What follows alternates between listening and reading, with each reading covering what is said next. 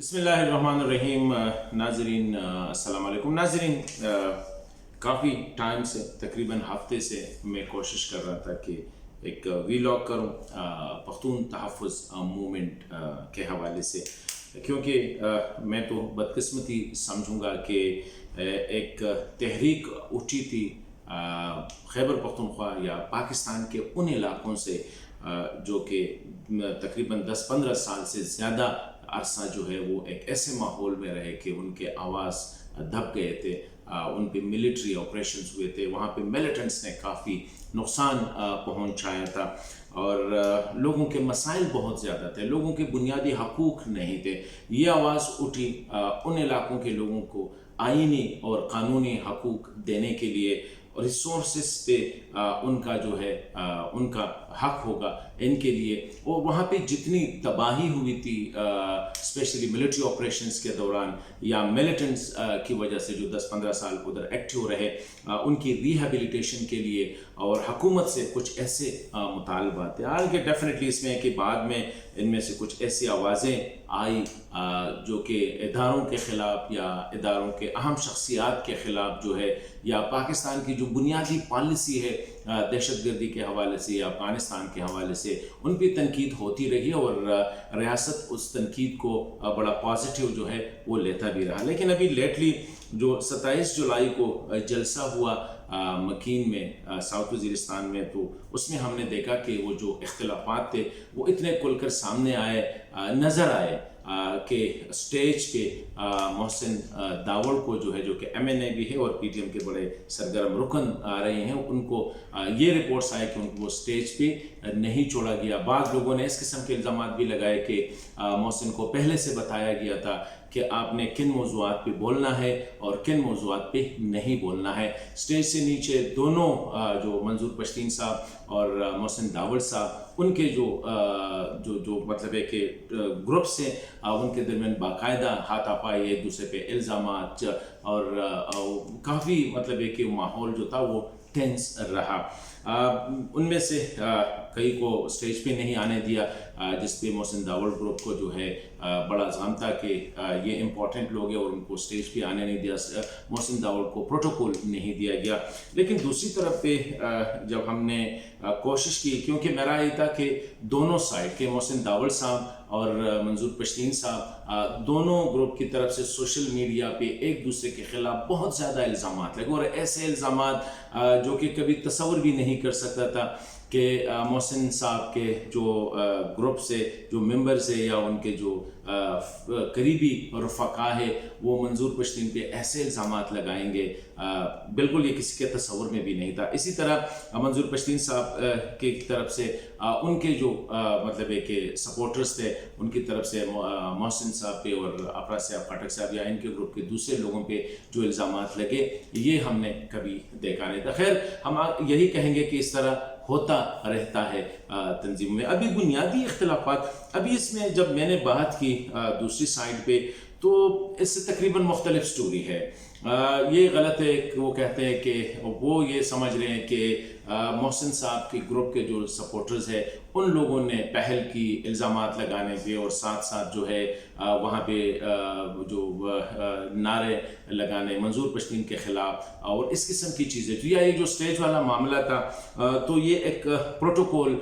के हवाले से दोनों साइड पे जो इख्तिलाफात ये थे कि इनको आने नहीं दिया गया। दूसरी साइड पे यही कहा जा रहा है कि एक प्रोटोकॉल सेट था, उस प्रोटोकॉल के मुताबिक जिसके पास कार्ड थे उनको जाना था, जिनके पास कार्ड नहीं थे। मतलब ये है कि दोनों साइड से ये अपनी अपनी कहानी जो है ये सामने आ रही थी।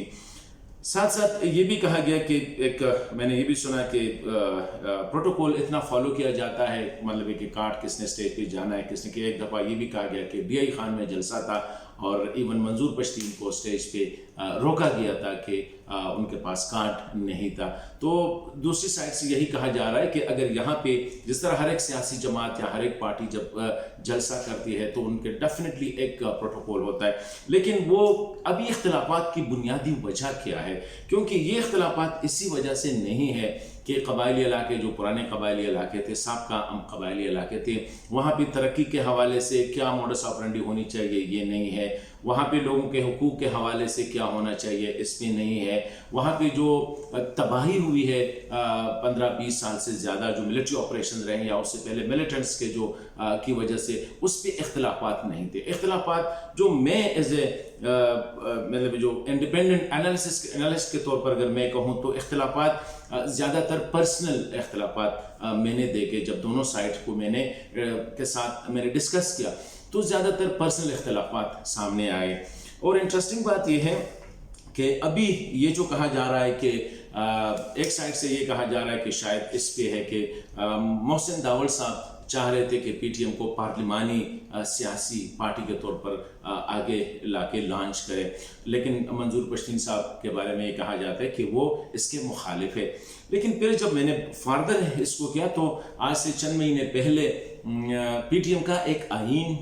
بنایا گیا تھا, اور اس آئین کو جب لانچ کر رہے تھے تو دونوں گروپ محسن داول صاحب اور منظور پشتین صاحب وہ دونوں جو تھے وہ بیٹھے ہوئے تھے. ایک ویڈیو بھی ریکارڈ ہو گئی اور سب نے دعائیں بھی کی اور آمین کہا کہ اب یہ ہمارا آئین ہے. اس آئین میں کل کی یہ لکھا گیا تھا کہ ایک طریقہ کار وضع تھا کہ اگر پی ٹی ایم کے جو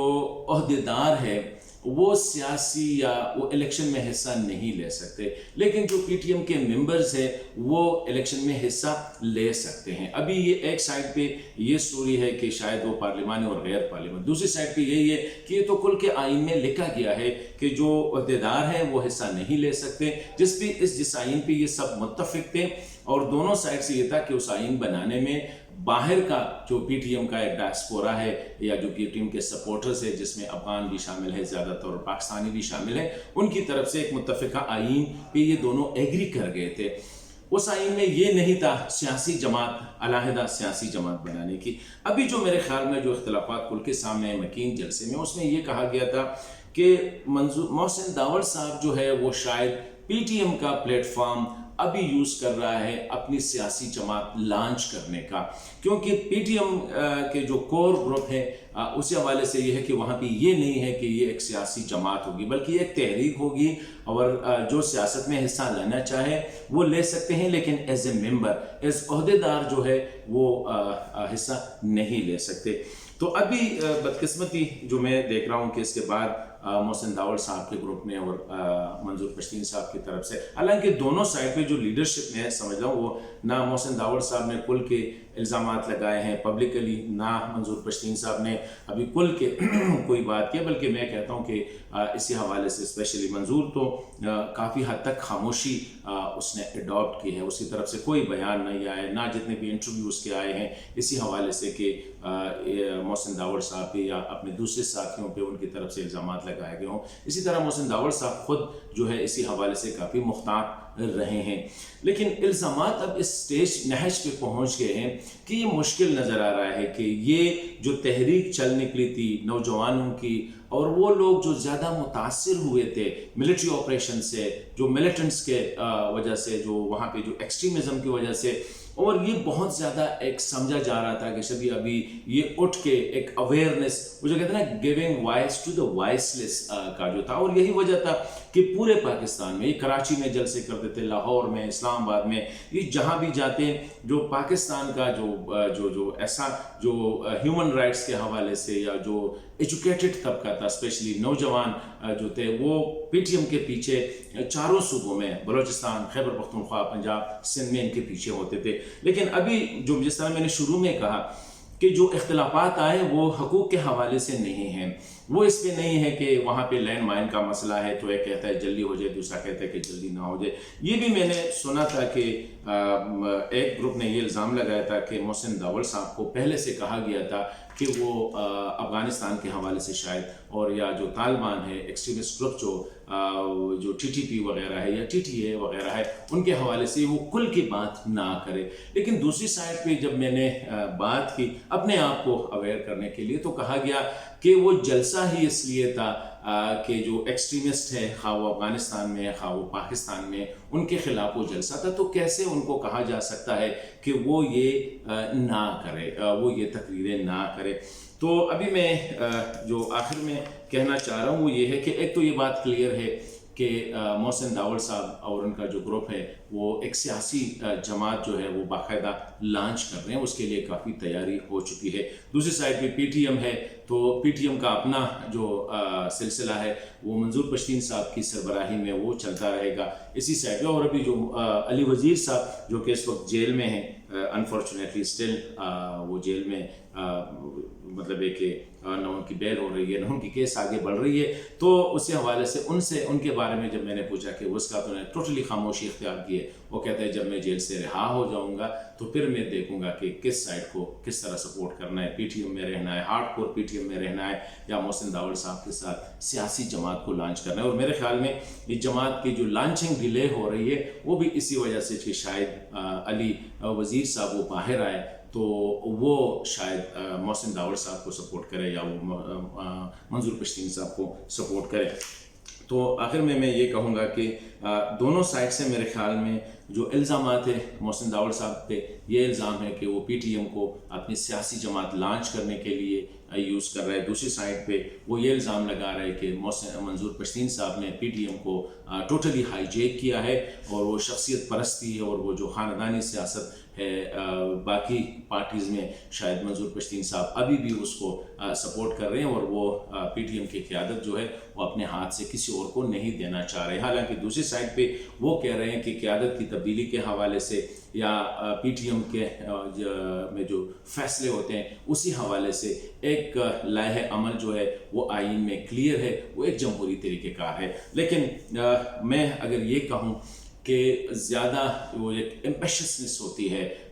ینگ نوجوان پولیٹیشینس یا ایکٹیوسٹ ہے اس میں، تو ان میں سے جو زیادہ ڈیفینیٹلی جو پولیٹیکلی ایکٹیو ہوتے ہیں وہ چاہ رہے ہیں کہ وہ سیاست اور اس کو ٹوٹلی پالیٹکس کی طرف لے جائے، لیکن جو دوسرا طبقہ ہے وہ منظور پشتین صاحب جو کہ یوزولی نان پولیٹیکل رہے ہیں، وہ چاہ رہے ہیں کہ جس مقصد کے لیے یہ پی ٹی ایم بنا تھا وہ مقصد تھا قبائلی عوام، اسپیشلی وہ جو دہشت گردی سے سفر ہوئے ہیں، جن کی آواز نہیں سنی جا رہی تھی، جہاں پہ کوئی قانون نہیں تھا، کوئی آئین نہیں تھا، ان کے لیے اس تحریک کو ایسا ہی چلنے دے۔ دونوں سائڈ پہ